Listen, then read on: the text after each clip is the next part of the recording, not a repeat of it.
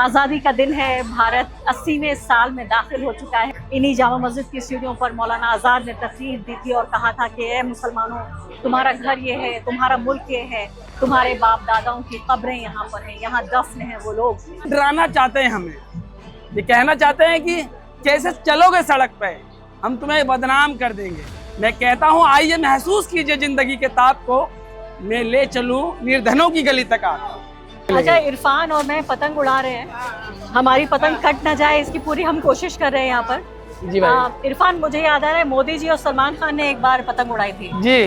तो इसमें मोदी कौन है और सलमान खान कौन है? हम दोनों में से कोई भी, और कट गई थी पतंग भी कट गई है इनकी आपकी पतंग कट गई चल की लपेटिए जाए।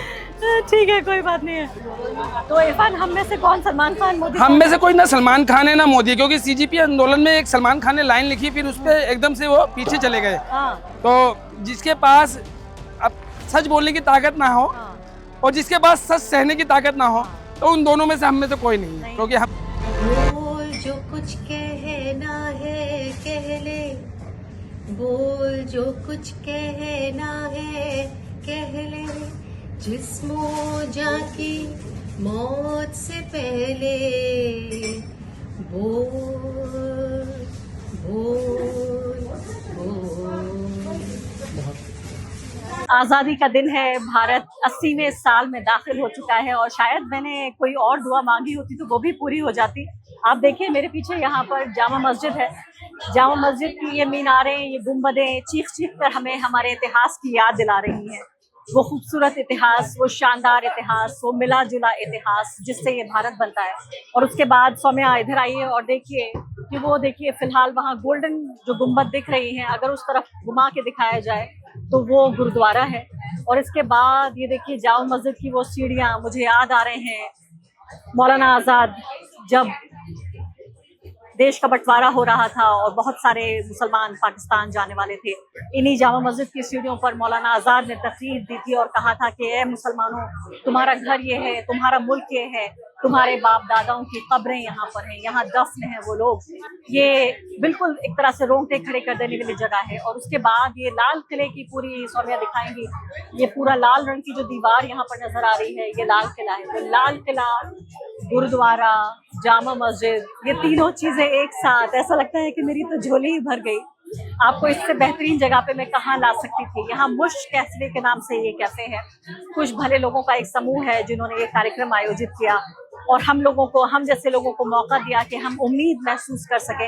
यहाँ पर अभी थोड़ी देर में आप जो रिपोर्ट देखेंगे उसमें अलग अलग धर्म संप्रदाय के लोग हैं, पतंगे उड़ाई जा रही हैं, गाने बज रहे हैं देशभक्ति के, खाने का भी यहाँ इंतजाम है, कुछ लोग यहाँ कैरम भी खेल रहे हैं। यानी पूरे तरीके से मैं कहूँगी आज़ादी का एक खूबसूरत माहौल, वो आज़ादी जिसमें हम ये महसूस करते हैं कि देशभक्ति का नाम सिर्फ तिरंगा पकड़ लेना नहीं है, सिर्फ वंदे मातरम गा लेना नहीं है, बल्कि आम लोगों के लिए, आम भारतीयों की परवाह करना, ये होती है आज़ादी, या ये होता है देश के लिए परवाह करना। और अब जो मैं आपको मिलवाने जा रही हूँ एक बहुत ही शानदार शख्सियत से, एक ऐसे मेहमान से जिनको आप जानते हैं लेकिन और भी ज़्यादा जानने की ज़रूरत है।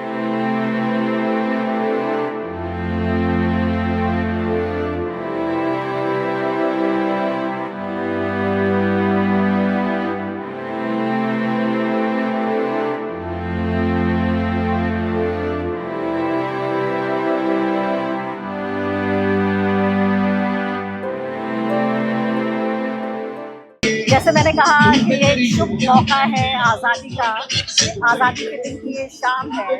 जामा मस्जिद हमारे बैकग्राउंड में है और हमारे प्यारे, हम सबके प्यारे इरफान यहाँ पर मौजूद है। इरफान, आज़ादी का दिन मनाने, शाम मनाने यहाँ पहुँचे हैं, आज़ादी के दिन क्या सोच रहे हैं?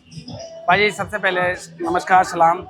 आपने मुझे इस महफिल में खड़ा किया और मुझे जो सम्मान दिया, तो ये कहूँगा कि देश की बड़ी आबादी को वो सम्मान दिया है। और बहुत कुछ कहना है दीदी इस आज़ादी के बारे में, इस लम्हे के बारे में मैंने बहुत कुछ कहा है। और आज प्रधानमंत्री ने बहुत सारे आंकड़े पेश किए और साथ में कहा कि इस देश में नक्सलवादी सोच के जो लोग हैं उससे इस देश के नौजवानों को सावधान रहना चाहिए। हम बार बार कहते हैं, इसे आप इस तरीके से सोचिए कि ये डराना चाहते हैं हमें, ये कहना चाहते हैं कि कैसे चलोगे सड़क पे, हम तुम्हें बदनाम कर देंगे। हम ये डराने की जो नीति है, हम इस खुले झूठ को और जहन की लूट को 1000 बार मानने से इनकार करते हैं। हम हक की आवाज़ बुलंद करते रहेंगे। ये इन्होंने आंकड़े दिए निखरते भारत के। मैं कहता हूँ आइए महसूस कीजिए जिंदगी के ताप को, मैं ले चलूँ निर्धनों की गली तक आपको। मैं कहता हूँ, मैं एक लाइन कहता हूँ कि बड़े सलीके से अपने लबों को खोलेंगे, बड़े सलीके से अपने लबों को खोलेंगे, जहाँ कोई नहीं बोलता वहीं बोलेंगे। यकीनन उड़ान देगा ये आसमां वाला, हम तो सिर्फ परों को खोलेंगे। क्या बात है, बहुत जिस खूबसूरत तरीके से प्रधानमंत्री ने लाल किला से खड़े होकर आज देश को संबोधित करते हुए वही रटी रटाई बातें, वही चुपड़ी चुपड़ी बातें, वही सांप्रदायिकता और वही नफरत परोसने की जो कोशिश की है। 1-2 दिन पहले एक घटना हुई दीदी, मेमन कुमार जी हाँ, मिश्रा, मेनन कुमार मिश्रा, उन्होंने कहा कि ये जो छात्र हैं जो अपनी असहमति रखते हैं, देश की किसी भी अदालत में वकालत करने से न रोका जाए, कुछ ही घंटों में फिर थूक के चाट लिया गया। क्या उनके बारे में प्रधानमंत्री कह रहे थे अपनी असहमति और अपनी राजनीतिक असहमति, अन्याय और जुल्म के सामने बोलना। अगर नक्सलवाद है तो इस नक्सलवाद से पीड़ित इस देश के करोड़ों नौजवान, आपकी नजर में वो नक्सलवाद है तो इस देश के करोड़ों नौजवान शहीद भगत सिंह, अशफाक उल्लाह खान की विचारधारा से प्रेरित हैं। नहीं, और इरफान ये बताइए कि अगर इनके शासन के 12 साल बाद भी अभी भी नक्सलवाद की बात कर रहे हैं, तो ये तो इन्हीं की नाकामी है कि नक्सली अगर अभी भी हमारे बीच 12 साल से देश की रक्षा और सुरक्षा का जिम्मा इन्हीं का है और अभी भी नक्सलवाद की बात कर रहे हैं। दीदी ये आज पहला पैटर्न तो है नहीं, ये हमेशा कहते हैं अर्बन नक्सल, दहशतगर्द, टुकड़े गैंग, टुकड़े तो बहुत बार बार कहते हैं, फिर इन्होंने एक बात तो फिर दोहराया। मैं कहता हूँ ये इन शब्दों को इस तरीके से लीजिए, ये सरकार बड़ी उत्तेजित और व्याकुल रहती है। ये सरकार आज भी इन्होंने सामर्थ का जो जिक्र किया, ये सरकार बड़ी उत्तेजित और व्याकुल रहती है और हमेशा अपने समर्थकों में उत्तेजना और व्याकुलता का भाव देती है। उत्तेजना और व्याकुलता में दुनिया बदलने का सामर्थ्य होता तो हम सब हर घड़ी, हर पल, सुबह शाम, दिन और रात, हर समय अपने हिस्से की दुनिया को बदल रहे होते। दुनिया बदलने के लिए धैर्य, साफ नजरिया, एक अच्छे संघर्ष की जरूरत होती है, जिससे ये सरकार भागती है। हम जिस भारत से आते हैं इससे तो ये नजरें भी नहीं मिलाते। ये कहते हैं कि हमने 100 करोड़ लोगों को सामाजिक सुरक्षा दी। मैं कहता हूँ आपने 44 करोड़ 73 लाख लोगों को आयुष्मान दिया। तो क्या आप मानते हैं इस देश के 100 करोड़ लोग इतने समृद्ध है कि उन्हें स्वास्थ्य से जुड़ी सुरक्षा दी न जाए, आयुष्मान दिया ना जाए? सरकार क्लियर करे, क्या 100 करोड़ से ज्यादा वो लोग हैं जिन्हें आयुष्मान की जरूरत नहीं है? सही बात है। किस सामाजिक सुरक्षा की बात करते हैं? हम जिस भारत से आते हैं, हम बार बार कहते हैं आइए महसूस कीजिए जिंदगी के ताप को। कर्ज हर पल गरीब को कदम रखना पड़ता है, हर पल सरवाइव करने के लिए कर्ज लेना पड़ता है। कर्ज साहूकार के जूते में स्वाभिमान दब जाता है, रेंगता है। आइए महसूस कीजिए जिंदगी के ताप को। और मैं याद दिलाना चाहती हूँ इरफान, हमें समय यहाँ पर खड़े हुए देखिए, ये जामा मस्जिद की गुंबदें हैं, ये गुंबदें मीनारें आपसे क्या कह रही हैं इरफान? ये कौन से भारत की याद दिलाती हैं? खासकर मैं ये भी याद दिलाना चाहती हूँ कि ऐसे वक्त में जबकि तिरंगा यात्राएं निकाल रही है ये सरकार, इस सरकार की जो पॉलिटिकल पार्टी 2002 से पहले तिरंगे के लिए इनका मन में क्या सम्मान था वो भी सार्वजनिक कर देना चाहिए। हाँ, तो ये बताइए ये गुंबदें आपसे क्या कह रही है? ये गुंबद ये कहती है, ये गुंबद ये बताती है कि इस देश में 1897 की क्रांति से लेकर अब तक इस देश की दूसरी बड़ी आबादी ने इस देश के मान और सम्मान में कभी भी अगर जरूरत पड़ी तो अपनी जान और मान और किसी भी स्तर की जरूरत पड़ी उससे कभी पीछे नहीं हटी। ये गुंबद पहचान है इस देश की दूसरी बड़ी आबादी का, जिसके ब्रिगेडियर उस्मान को ये कहा गया कि आप यहाँ चले जाइए, उन्होंने कहा कि मैं यहीं रहूँगा। और ये गुंबद पहचान है अशफाक उल्लाह खान की, ये गुंबद पहचान है वीर अब्दुल हमीद की, ये गुंबद पहचान है डॉक्टर APJ अब्दुल कलाम की, ये गुंबद पहचान है मौलाना आज़ाद की, है गुंबद पहचान है इस देश की दूसरी बड़ी आबादी की, जो इस देश के लिए अच्छे उम्मीद सपने देखता है और चाहता है ये देश दुनिया के मंच पे एक ऐसी छवि बनाए जो कहे कि हमारे यहाँ 144 करोड़ से ज़्यादा लोग प्यार और मोहब्बत और प्रेम के साथ रहते हैं। और दीदी बार बार आज़ादी की बात कहते हैं, एक शायर कहता है, मैं तो कहूँगा, मैं बार बार कहूँगा, किसके माथे से ये गुलामी की स्याही छूटी, किसके माथे से गुलामी की स्याही छूटी, कौन आजाद हुआ, किसके माथे से ये गुलामी की स्याही छूटी। खंजर आजाद है सीने में उतर जाने को, वर्दी आजाद है बेगुनाह पे जुल्म सितम ढाने को, मौत आजाद है लाशों से गुजर जाने को, कौन आजाद हुआ, किसके माथे से गुलामी की स्याही छूटी। मैं इसलिए ये बात कहता हूँ कि जातीय असमानता ही नहीं, शहरों में अमीरी गरीबी की जो असमानता है, उस हर पल किसी गरीब को अपमानित करना, उसको पीड़ा देना। इसीलिए मैं कहता हूं कि सामाजिक सुधार तब संभव है जब तक आर्थिक सुधार संभव ना हो।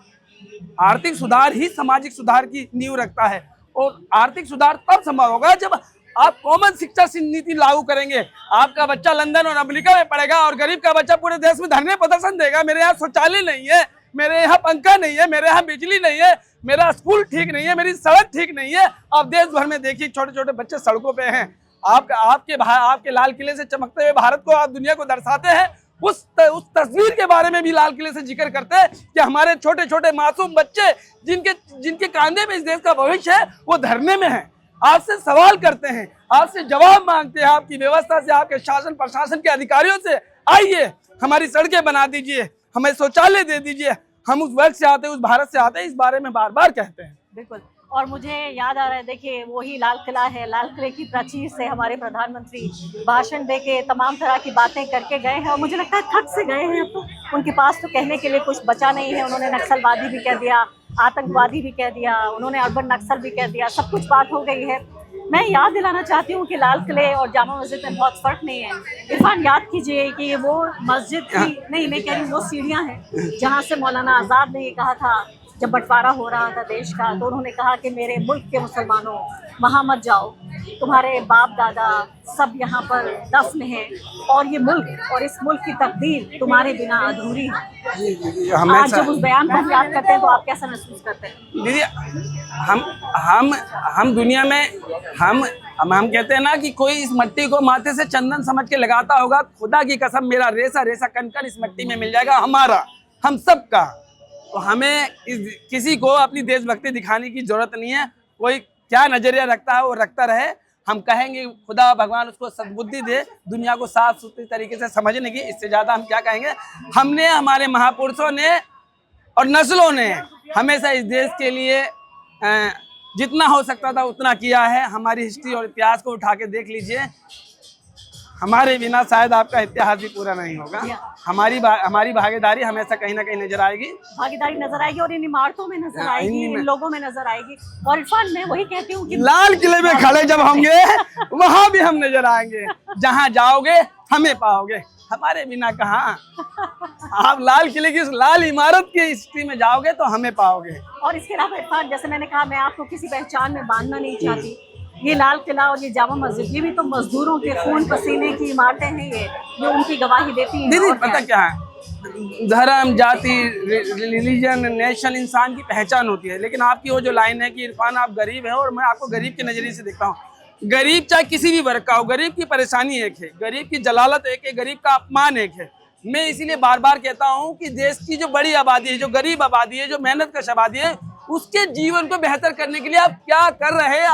आप आंकड़े जो दे रहे हैं, इस आंकड़े पे तो आदम गोडवी ने 1000 बार कहा कि तुम्हारी फाइलों में मेरे गांव का मौसम गुलाबी है, मगर ये आंकड़े झूठे और ये दावा किताबी है। आप जमीन पे क्या बदलाव देखते हैं? अगर आप कहते हैं कि आंकड़े इतने ही प्रभावशाली हैं, तो आइए, समय दीजिए, आइए देश के किसी गली मोहल्ले में, किसी कॉलोनी, किसी सलम में, गांव में आते हैं, मिलते हैं। आप उन बच्चों से भी मिलिए जो आपके आंकड़ों पे, आपकी 56 इंच की छाती पे आपके आंकड़ों को झुठला रही है कि झूठ है और इस जहन की लूट है, हम इसे नहीं मानते। बहुत शानदार आपने बात कही है। अब मुझे ये भी बताइए, आपकी ये जो पूरा जंतर मंतर का प्रोटेस्ट है, ऐसा लगता है कि जंतर मंतर से तो वापस आ गया है, लेकिन पूरे देश में फैल गया है ये। हाँ। जिन बच्चों का आप जिक्र कर रहे हैं, तो वो तो एक जंतर मंतर से उन्होंने लट बजा के लोगों को वहां से हटा दिया। हमारे सामने ये तिरंगे की पतंग भी उड़ती हुई साथ साथ आ रही है। तो मैं ये कह रही हूँ कि ये जो फैलता हुआ ये पूरा प्रदर्शन है, आंदोलन है, ये थमेगा क्या? नहीं दीदी, अभी थमेगा नहीं। देश में बेरोजगारी में, मैं जिस वर्ग से आता हूँ, देखिए हर पल जिंदगी को जीने को पैसे की जरूरत होती है। आपके भाषण से और चुपड़ी चुपड़ी बातें से तो इस देश की मेहनत के आबादी के नौजवान बच्चों के सपने पूरे नहीं हो रहे। तो मैं कहता हूँ कि आप ही ने कहा था हम आएंगे तो 2 करोड़ नौकरियां देंगे। हम 2 करोड़ की बात नहीं कहा, आपने दिया क्या ये बताइए। नौकरी पे बात कीजिए। नौजवानों की उम्र निकली है। अभी की ललन टॉप का स्टोरी कवर कर रहा है कि 23 की वैकेंसी है, 26 लग गया, ज्वाइनिंग लेटर हाथ में नहीं है। पूरे देश के अलग अलग राज्यों के आप आंकड़े निकालेंगे तो 30 लाख से भी ज्यादा पद खाली हैं, और भारत में भारत की टोटल जो केंद्र के अधीन आने वाली नौकरियां हैं उनकी संख्या है टोटल इस व्यवस्था के ABC तीनों ग्रुप की बता रहा हूँ, अधिकारी से लेकर कर्मचारी तक की 40,35,203। और इसमें पद कितने खाली है? 9,64,359 पद खाली है। आपने वैकेंसी कितने पे निकाली? मैं गौर से इन आंकड़ों को देखिए, 1,83,595 पे आपने भर्तियां निकाली। इतने बड़े स्तर पे पद खाली है, आपके अधीन जो नौकरियां आ रही हैं, और आप कहते हैं हम रोजगार देंगे। आपके नजरिए में, आपकी सोच और नजरिए में एक झूठ है, छल है, कपट है इस देश के नौजवानों के लिए, मेहनत के आबादी के बच्चों के लिए, उनकी सपनों और उम्मीदों के लिए। आप एक झूठ है, झूठे आंकड़े हैं, क्या कह सकते हैं। इरफान, मैं आपसे पूछना चाहती हूँ, आपके लिए असली आजादी के क्या मायने हैं? मेरे लिए असली आजादी के मायने ये हैं कि हर इंसान एक बेहतर जीवन और स्वैमानिक जीवन जिए, और शिक्षा से, स्वास्थ्य से वो वंचित ना रहे। जीवन की दो चीजें ये हैं। इनसे देखिए, हर किसी को दीदी खाना है, कमाना है, हर किसी को अपनी जिंदगी की जरूरतें पूरी करनी है। जिसकी जितनी कैपेसिटी, उसकी उतनी क्षमता के हिसाब से उसको उसके अधिकार दीजिए। किसी को उसकी मेहनत से वंचित ना रखा जाए। मैं बार बार कहता हूँ, आप ऑप्शन दीजिए, अपॉर्चुनिटी दीजिए। आप कह रहे सेमीकंडक्टर की बड़ी बड़ी इमारतें और कंपनियां खड़ी हो गई, उसमें कितने गरीब मेहनत कर बच्चों को आपने ऑप्शन दिए, कितने बच्चों को उसमें जगह दी है। आप बड़े स्तर पे क्या कर रहे हैं? देश की 140 करोड़ आबादी है, 65% से कम की आबादी 35% लोग हैं, यानी 65% आबादी भारत की वो है जिनकी उम्र 35 साल से कम है। इतनी बड़ी संख्या में नौजवानों को आप कहाँ खपाएंगे? आप एक सेमी कंडक्टर की कंपनी में खपाने जा रहे हैं। आप तो बार बार कहते हैं कि सामर्थ्य सामर्थ्य सामर्थ्य, तो हम तो बार बार कहते हैं उत्तेजना और व्याकुलता में अगर दुनिया बदलने का सामर्थ्य होता तो हम हर घड़ी, हर पल, सुबह और शाम, दिन और रात अपने हिस्से की दुनिया बदल रहे होते हैं। आप तो उत्तेजना और व्याकुलता में ही दुनिया को बदलने का सामर्थ्य रखते हैं। तो हम कहते हैं तरक्शील होकर, पॉजिटिव होकर, बेहतर साफ सुथरे नजरिए से सबको अपनी बराबरी और असहमति रखने का अधिकार दीजिए और लोगों के जीवन में बेहतर कीजिए। मेरी नजरिए में मेरी आज़ादी का मतलब ये होगा कि आइए इस देश को महसूस कीजिए। मेरे नजरिए से जहां मैं रहता हूं, 8,000 रुपए में महिलाएं काम करती हैं। 8,000 रुपए में काम करके परिवार संसार चलाना, दुख परेशानी बेटी भी आना, ऐसा है कि हर पल अपनी जिंदगी से एक जंग लड़ना जिसका युद्ध विराम ना जाने कब कहाँ जाके रुकेगा, मौत पे। लेकिन आइए, तो आजादी का दिन बड़ा खास होगा आपके लिए। मैं देखिए नहीं, बाकी दिनों के मुकाबले देखिए धीरे 2025 और 2026 का इरफान तो अलग अलग। नहीं बाजी, मैं क्या कह रहा हूँ, कुछ दिन पहले मेरे वीर बलिदानी क्रांतिकारी जितने भी गुजरे हैं, उन सब के खून से ये आज़ादी मिली है। सर झुका के हमेशा नमन करेंगे और इस लम्हे को जिएंगे। लेकिन जब तक जनता भूखी है, तुम्हारी आज़ादी झूठी है। प्रजातंत्र में जनता द्वारा चुनी हुई सरकार का कर्तव्य है कि वो जनता के हितों में काम करें, भाषणबाजी ना करें। और आप अगर हमें नक्सलवादी कह सकते हैं तो हम आपके आंकड़ों को झूठा कह सकते हैं। और झूठा है कि आप जमीन पे दिखाइए। वो लाल किले से वहां बोले हैं, इस सड़क के आगे भारत देख लेते, इस सड़क के आगे भारत देख लेते। लोग सड़कों पे सो रहे हैं, सड़कों पे खा रहे हैं। वो टेंट लगे उसमें रात गुजारते हैं। प्रधानमंत्री उस तरफ थे और भारत की एक बड़ी आबादी इस तरफ थी। फर्क ये था कि प्रधानमंत्री बड़ी ऊंची ऊंची इमारतों की तरफ देख के बात कर रहे थे, गरीब उसमें कहीं ना कहीं खो जा रहा था। बहुत बहुत शुक्रिया इरफान, आज़ादी का दिन आपको बहुत बहुत बाजी आपने मुझे इस महफिल का हिस्सा बनाया और मेरे लिए तो ये 15 अगस्त थोड़ा सा बिल्कुल ही अलग है। और क्योंकि मैंने इस तरीके के माहौल में इतने समझदार और शिक्षित और खुलेपन के मतलब बहुत अच्छा लगा बाजी। मैं आपका तहे दिल से शुक्रगुजार हूँ। पतंग उड़ाना चाहेंगे? मैं पतंग उड़ाते हैं।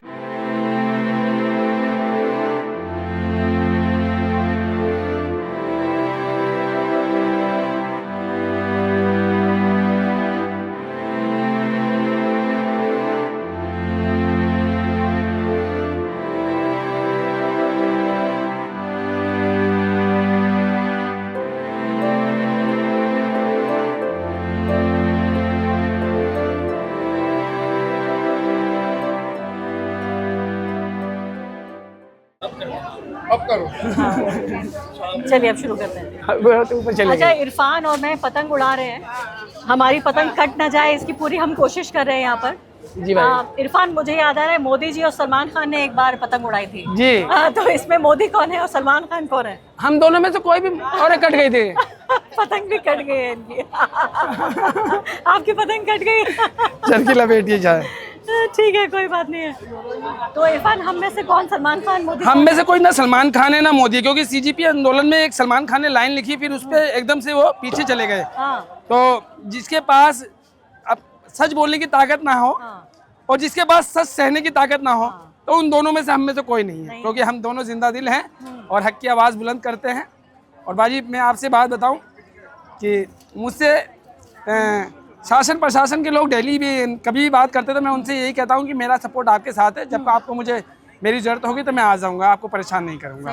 और बाजी मैं आपसे एक बात कहना चाहता हूँ, लोगों को लगता है हम किसी सरकार या मोदी विरोधी हैं, हम अन्याय विरोधी हैं, हम जाति विरोधी हैं, जुल्म विरोधी हैं, हम झूठ विरोधी हैं। हम अटल जी की तारीफ करते हैं बाजी। हम कहते हैं अटल जी जब देश के प्रधानमंत्री बने ना, उनकी बहन कमला दीक्षित उनके पास आई, बोली भैया घर की आर्थिक स्थिति ठीक नहीं है, एक पेट्रोल पंप आवंटित करा देते तो घर की हालत ठीक हो जाती। तो पता है उन्होंने क्या कहा कि मेरा जो ये पेट्रोल पंप है ना, पेट्रोल ये मंत्री के अधीन आता है, वो राम नाईक ना मेरी सुनता नहीं है। क्या आप मानेंगे कि पीएम की बात उसका कैबिनेट मंत्री ना माने, लेकिन फिर वो कहते हैं अगली लाइन में कि मेरी बहन, मेरी ना करोड़ों बहन है, मुझे सबके बारे में सोचना होगा, इसीलिए ये चीज़ नहीं। और जब 2002 में किसी चीज़ को लेके petrol pump 3135 petrol pump 31 petrol पंपों में विपक्ष ने कहा कि इसमें भाई भतीजावाद हुआ है, गौर से सुनिएगा, भाई भतीजावाद हुआ है, तो अटल जी ने ना सारे जो आवंटित है वो उन्हें रद्द कर दिया, बिल्कुल खत्म कर दिया। तो ये ईमानदारी और ये आचरण और राजनीतिक ये साफ सुथरी सोच की हम सराहना करते हैं, हमेशा करते रहेंगे। लेकिन आज आप देख लीजिए, एक बेटा 2020 तो दूसरा बेटा E20, और गरीब का बच्चा बोझ ढो रहा है, देख रहा है कि कहीं कुछ मुझे मिल जाए, समझ रहे हैं। और 2047 तक की बात कर रहे हैं, दो कह रहे पहले समय मांगते हैं, ये हमेशा। अभी तो 75 साल के हैं वो, तो 47 में कितने साल के बाजी मैं ये क्या कह रहा हूँ, ये समय बहुत मांगते हैं। जब से आए समय ही मांग रहे हैं। इन्होंने जब आज देश को जो संबोधित किया तो इन्होंने 12 साल की बात करी, 80 साल की बात नहीं करी। देश का 80वां स्वतंत्रता दिवस था, लेकिन ये बात कर रहे थे 12 साल।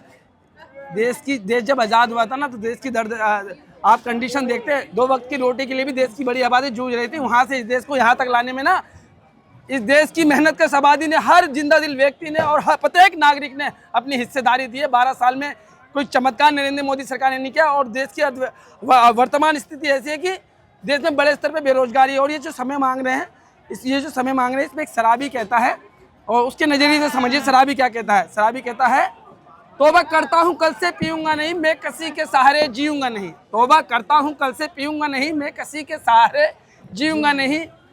मेरी तौबा से पहले ए मेरे शाकिया थोड़ा सा जाम दे दे आखिरी। तो ये ना उस शराबी की तरह कह रहे हैं, थोड़ा सा आखिरी। अब ये आखिरी 1947 तक मांग रहे हैं। भगवान इन्हें और हमें सबको सद्बुद्धि दे, खुदा इन्हें और हमें सबको सद्बुद्धि दे। आपको पतंग उड़ाने में? बाजी पतंग उड़ाने में और हमें बाजी पतंग तो उड़ाना, हमें इस बात का भी ध्यान रखना है कि पतंग की डोर लंबी ना हो, कि पतंग कटने के बाद कोई उसकी जद में ना आ जाए, हादसा ना हो जाए। अच्छा, इसीलिए आप रोल कर रहे थे। हाँ। तो पतंग भी उड़ाएं तो सेफ्टी का ख्याल रखें, पतंग की डोर ज़्यादा लंबी ना करें कि किसी कोई उसकी जद में आए। शुक्रिया इरफान साहब। जय श्री कृष्णा, सलाम, सत श्री अकाल, जय भीम। आपने मुझे इतना कीमती समय दिया और इस महफिल में मुझे बराबरी पे खड़ा किया, आपके लिए तहे दिल से मैं हमेशा शुक्रगुजार रहूँगा। शुक्रिया आपका। जय हिंद, जय भारत। उम्मीद है कि आप लोगों को हमारे इरफान के साथ, मोहम्मद इरफान के साथ ये आज़ादी का दिन, आज़ादी की शाम बनाकर खुशी मिली होगी, उतनी ही खुशी जितना मुझे इस वीडियो को रिकॉर्ड करते हुए मिली।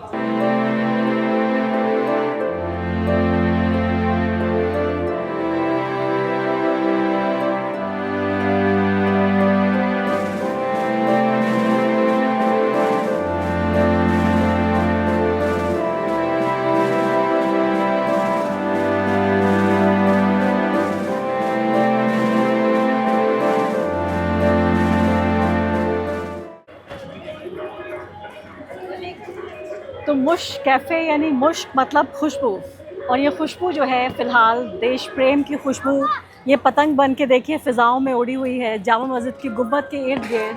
इस कैफ़े को भी देख पा रहे हैं आप। और न सिर्फ कि कैफ़े की बात नहीं है, सौम्या ये पूरा आसमान दिखाइए ज़रा लोगों को, दर्शकों को दिखाइए। जितनी पतंगें हैं ये, उतने ही अरमान हैं, उतने ही लोग हैं, आज़ादी का जश्न मना रहे हैं। आज़ादी मतलब एक पतंग जैसे उड़ने की, आसमान में आज़ादी, एक ऐसे आज़ादी जिसको हमारा संविधान पूरे तरीके से गारंटी देता है कि हर किसी को आज़ादी है। इतनी खूबसूरत पतंगें यहाँ पर उड़ रही हैं और बच्चों से लेकर बड़े तक उन पतंगों को उड़ा रहे हैं। आप नहीं, आप उड़ाइए आप उड़ाइए, आपको नहीं आता उड़ाना? इधर मैं दिखाना चाहती हूँ कि देखिए कितनी भीड़ उस वक्त नज़र आ रही है यहाँ पर। तो ये कैफ़े की शक्ल सूरत मुझे बड़ी अच्छी लग रही है। लोग यहाँ पर ये खासकर जिस तरह से दर बनाए गए हैं और सौम्या आतिशबाजी शुरू हो गई है, आप देखिए, ये देखिए।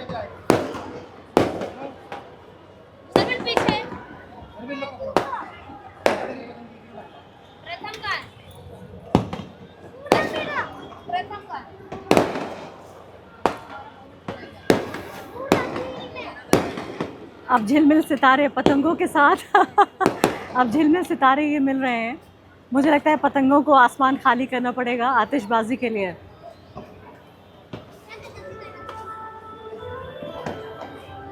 हर तरफ तिरंगा है, वो बीजेपी वाला तिरंगा नहीं, तिरंगा यात्रा वाला तिरंगा नहीं, आम हिंदुस्तानी वाला तिरंगा, पुरानी दिल्ली वाला तिरंगा, जामा मस्जिद वाला तिरंगा, लाल किले वाला तिरंगा।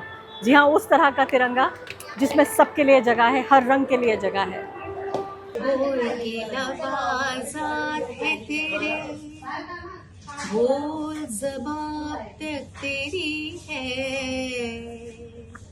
बोल ये सुतवा जिस्म है तेरा, बोल के जान अब तक तेरी है, बोल ये थोड़ा वक्त बहुत है, जिस्मो जाके मौत से पहले,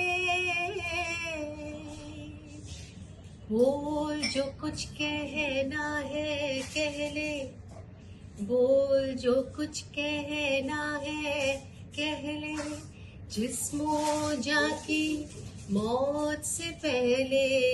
तो ये जो तस्वीर हमने आपको दिखाई मुश कैफ़े की खूबसूरत तस्वीर, लेकिन कैफ़े के अलावा इस तरह के इवेंट्स को ऑर्गेनाइज़ करना, आप सोचिए कि हम सब लोग अपने घरों में बैठे हुए जो देश प्रेम है उसका एक जज्बा लेकर घर में बैठे रहते हैं और सोचते हैं कि शायद हमारे जैसा कोई सोच रहा है या नहीं, लेकिन सुफियान साहब जैसे जो लोग हैं वो आते हैं सामने और हम सब लोगों को एक साथ लेकर आते हैं। इन्होंने इस पूरे प्रोग्राम को ऑर्गेनाइज़ किया। सबसे बड़ी बात तो मैं इनका शुक्रिया अदा करना चाहती हूँ और इनसे पूछती हूँ कि क्यों करते हैं आप ये सब, क्या मिला आपको ये ऑर्गेनाइज़ करके? देखिए, पुरानी दिल्ली एक ऐसी जगह है जहाँ पे आपको सभी सभ्यताएं मिलेंगी, सभी तरीके के लोग एक साथ आएंगे और शायद ये हिंदुस्तान में एक ऐसी जगह बची हुई है जो किसी भी नफ़रत के परे है। और आप जैसे देख सकते हैं आज फैमिलीज़ आ रही हैं, हर तरीके के लोग आ रहे हैं, हर तरीके के सोच के लोग आ रहे हैं और साथ में मिलके बस पतंग उड़ा रहे हैं। मतलब वो कहते हैं कि मैं जब भी जामा मस्जिद की सीढ़ियों के पास में खड़ा होता हूँ तो मुझे हमेशा कहीं ना कहीं बैक स्टोरी में मौलाना अबुल कलाम आज़ाद की वो जो आखिरी स्पीच है जिसमें वो रोक रहे होते हैं लोगों को, ये जो तुम्हारे आबो अजदाद का देश है, तुम्हारा शहर है, तुम्हारा सब कुछ यहाँ पर है, तो इसको छोड़ के नहीं जाओ। तो वो एक चीज़ है कि जो चॉइस है यहाँ के लोगों ने सिलेक्ट करी और एक कम्युनल हेट को अवॉइड करा। और 15 अगस्त से बेहतर कोई तरीका हो नहीं सकता उसको सेलिब्रेट करने का। और पतंग एक ऐसी चीज़ है कि आप चाहे, पतंग एक एहतजाज है कि जब साइमन गो बैक का भी एक आपका एक एहतजाज लोगों को दिखाना था अपना, तो आप गलियों में नहीं घूम सकते थे या आप एक साथ नहीं चल सकते थे, तो ठीक है गलियाँ तुम रोक सकते हो, पब्लिक प्लेसेस रोक सकते हो, बट हमारे घर की छतें हैं, आसमान तो हमारा है, ज़मीन तुम्हारी है तो आसमान तो हमारा है। तो उस आसमान में वो एहतजाज जाता है उन लोगों का और सभी लोग मिलकर आते हैं। तो एक वो खूबसूरती और मेरी बचपन की याद हैं कि हमें मालूम है कि हमारे पड़ोसी छतों से छतें फलांगना, बच्चे बूढ़े जवान नए जोड़े सब एक साथ आते हैं और एक छतों का अपना एक कल्चर है। ऐसे बहुत कम स्पेसेस रह गए हैं जहाँ पे आप अपनी फैमिलीज़ के साथ जा सकते हैं या अपने दोस्तों के साथ बिना किसी डिफरेंस के बात कर सकते हैं। तो and that's the whole point of organising all this. नहीं, और फिर आप ये कह रहे हैं छतों का कल्चर, और छत भी तो एक प्रिविलेज है। कितने लोगों के पास छतें ही नहीं होती हैं, छत उनके ऊपर और छत यानी सर पे छत और उसके ऊपर छत मिलना बहुत मुश्किल है। तो ये जो गुंबदें हैं फिलहाल जामा मस्जिद की बड़ी तारीखी जगह पे इस वक्त हम खड़े हुए हैं और जब भी इस इमारत को मैं देखती हूँ मुझे समझ में नहीं आता, मैं अक्सर स्पीचलेस हो जाती हूँ कि मैं क्या बोलूँ। आपने यही जगह को क्यों चुना है? देखिए, जामा मस्जिद को मस्जिद जहनुमा भी बोलते हैं और ये अल्फाज इतना खूबसूरत है कि वो एक ऐसा पॉइंट है दुनिया में जहाँ से आप पूरी दुनिया को देख सकते हो, आप कहीं भी मूव कर जाओ। तो ये एक ऐसा सिंबल है जामा मस्जिद जो सभी एक कल्चर को सिग्निफाई करता है और इसके आसपास का एनर्जी ऐसा है कि मेरे लिए ये स्पेस बहुत इंपॉर्टेंट है कि इसको मैं अलग, मतलब मैं जामा मस्जिद के अंदर खड़ा होता हूँ तो मुझे दुनिया दिखती है मैं दुनिया के बाहर खड़ा होता हूँ तो मुझे एक अलग जामा दुनिया मस्जिद दिखती है, दिखती जामा है। मस्जिद दिखती है। तो ये इस वक्त आतिशबाजी शुरू हो चुकी है, बिल्कुल। पतंगों से मैं कहती हूँ आसमान पतंगे छोड़ रही हैं। जी जी जी, आप आसमान पतंगे छोड़ रही हैं। अब ये आपको लगेगा कि रात में आपको लगेगा कि दिवाली है, हाँ। दिन में आपको लगेगा कि ईद है, वाह वाह, क्योंकि वाह। ये एक ऐसा त्योहार है हमारा जिसमें कि दिवाली और ईद एक साथ मिल जाते हैं। हाँ ईद पे आप अपनी फैमिलीज़ के साथ आते हैं, अपने दोस्तों के साथ आते हैं, शेयर्ड स्पेस पे आते हैं, शेयर्ड टेबल पे आते हैं हाँ और साथ में चीज़ें एंजॉय करते हैं। तो वो दिन का एक माहौल ऐसा है और रात का आपका दिवाली का माहौल है कि आप देख रहे हैं पटाखे फूट रहे हैं और सभी लोग। काफ़ी इस वक्त जो माहौल है देश में, उसके मद्देनज़र भी जो लोग मुसलमानों की देशभक्ति पर, उनके देश प्रेम पर शक करते हैं, उनके लिए आप क्या कहना चाहते हैं? देखिए, मुझे मालूम है कि मेरी देश से मोहब्बत है और मुझे किसी को प्रूव करने की ज़रूरत है नहीं। एंड एक बहुत प्यारी सी चीज़ बोलूँगा कि आंधियाँ तुम्हारे ख़िलाफ़ चल रही हैं, तुम्हें गिरने से रोक रही हैं, तुम्हें आगे अब बढ़ना है, तुम्हें अब संभलना है, तुम्हें इन्हें अब बदलना है। वाह, तो आंधियाँ तो चलेंगी, आंधियों का स्वभाव है। अब या तो मैं है कि आंधी में बह के मैं गिर जाऊँ या आंधी को अपने लिए इस्तेमाल करूँ और आगे बढ़ता जाऊँ। तो वो मुझे गिरने से रोक भी रही हैं। वो अगर मुझे सर के बल गिरा रही हैं तो मुझे मुंह के बल गिरने से रोक भी रही हैं, तो मैं तो मुंह के बल चलूँगा। क्या बात, बहुत खूबसूरत, बहुत बहुत शुक्रिया आपका। पहली बात तो ये प्रोग्राम ऑर्गेनाइज करने के लिए, हम सबको यहाँ बुलाने के लिए और ख़ासकर ये इवेंट के लिए, ये जगह चूज़ करने के लिए जहाँ ये खड़ी हुई इमारत हमसे चीख चीख कर हमारी विरासत की याद दिलाती है। बिल्कुल। और ख़ासकर वो विरासत जिसको कुचलने की कोशिश हो रही हो, जिसको मसलने की कोशिश हो रही हो, जिसको हमारे टेक्स्ट बुक से ख़त्म करने की कोशिश हो रही हो। मैं सोचती हूँ कि जब ये इमारत चीख रही है तो किताबों में जो ज़रूरत ही चीज़ें नहीं है। किताबों से बिल्कुल। निकाली जा रही हैं, आप उन्हें ज़िंदा कर रहे हैं। बेशक। सुफियान साहब, बहुत बहुत शुक्रिया आपका बहुत शुक्रिया। For your service to humanity. Thank you so much.